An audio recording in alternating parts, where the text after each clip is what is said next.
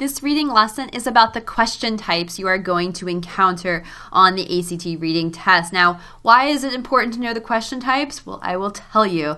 That is because this is the pool of categories that the ACT is pulling from when they are writing questions for the test. So, when you go to read the ACT reading test as a test taker, you are going to know what to be looking out for as you start to read. So, for example, we're going to talk about comparison questions.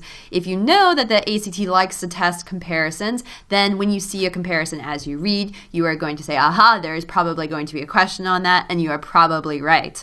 So, let's talk about what the basic question types are. First of all, we have detail questions. These are questions that just focus on picking up an answer straight from the passage, and we're going to go ahead and have separate slides for each of these question types, so we'll just go through briefly listing them here.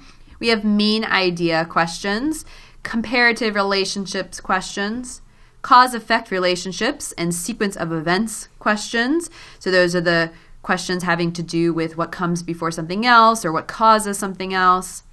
Inference and generalization questions. These are questions that ask us to boil down information from the passage into something more concise or to draw a conclusion. We have meanings of words questions. These are also known as word and context questions, where we have to define a word used in the passage. We have author's voice questions. So these are the questions about tone or attitude. And finally, author's method questions. These are often the ones that ask about purpose. So let's start with detail questions. These are the ones that just ask us to identify and interpret details in the text. Sometimes they're going to be not and except questions. So basically what we're doing here, we're just finding an answer in the text, but because that would be way too easy if they told us what line the answer was in, you'll often find that there's no line numbers or paragraph references given. You just have to go back to the text and find that detail. And if it happens to be a not or an except question, well, in that case, you got to find 3 details in the text to identify which one is not there.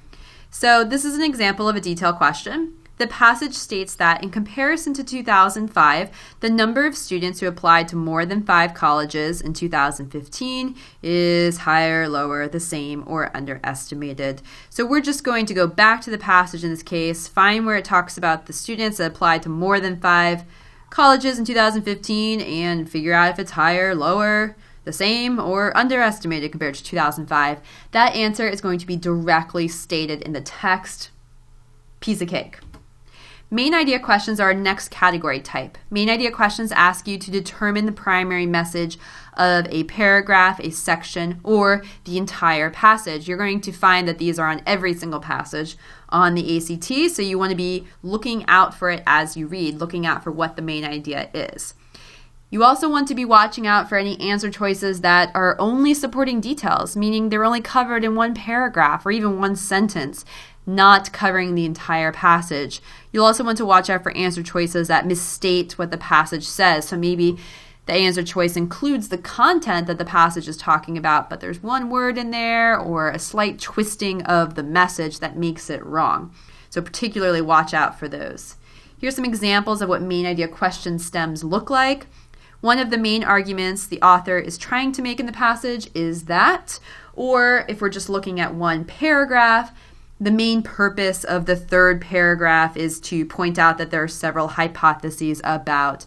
So we're just going to go back to that paragraph, summarize it, find the best answer in our answer choices.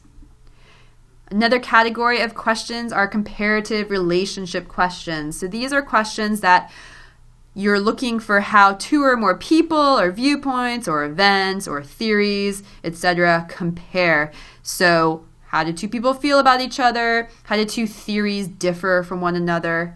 So for example, according to the author, the significant difference between blank and blank is maybe these are 2 theories, maybe it's John and Sue if we're dealing with a fiction passage.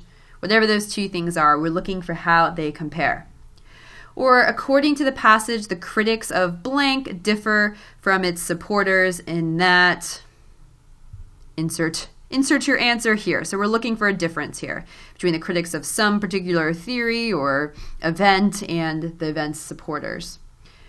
Next category is cause-effect relationships and sequence of events. The ACT separates these out. I'm lumping them together because they're pretty similar. So we're looking for what caused something else in the passage, or what's the effect of something in the passage, or what came before something else. Sometimes you're going to have to logically infer what came before something else.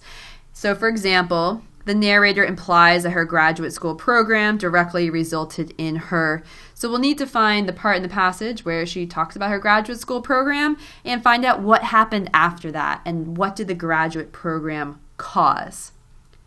The next category is inferences and generalizations. So what these questions do is require you to take a lot of information and boil it down to a more concise form. Notice I'm not saying that they are requiring you to make grand leaps and inferences beyond the information in the passage. They never do. Even the questions that say it can be inferred needs to be based on the text. So for example, it would be reasonable to infer based on the information in paragraph 2 that, well, that's what a question like this looks like, but we're only ever going ever so slightly beyond the text. We have a whole other lesson on inferences and generalizations you can check out for specific strategy on dealing with these question types.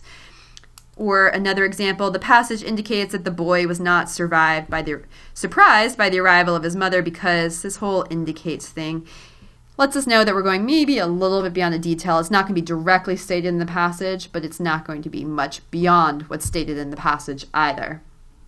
Meanings of words questions. These are the questions that ask us to determine the meaning of a word in context or sometimes a phrase. So, for example, as it is used in line 47, combed most nearly means brush, smooth, search, rolled over. Go ahead and check out our lesson video on meanings of words questions for the strategy to answer this very specific question type, which you will see over and over again. And then we have author's voice and method questions. So these are the questions that ask you to draw conclusions about the author's point of view and their method. Basically, how is a passage developed? What's the author's purpose? Sometimes it's going to ask you, or these types of questions are going to ask you about hypothetical situations. So for example, according to the last paragraph, which of the following statements would the author most likely make with regard to Margaret Thatcher's ideals? So we need to know which of the following statements the author would most likely make, but in order to make that judgment, we need to know what their point of view is, what their method is, so we know which statement they would make or agree with. That would be a hypothetical. Okay, so we have detail questions, main idea, comparative relationships, cause-effect relationships, and sequence of events, inference, generalizations, meanings of words, and author's voice and author's method, purpose. And we have video lessons on the question types here that have specific strategies, so make sure to check those out. I'm Miss Yasmin Salim, and I'm here to help you. Subscribe for more tips.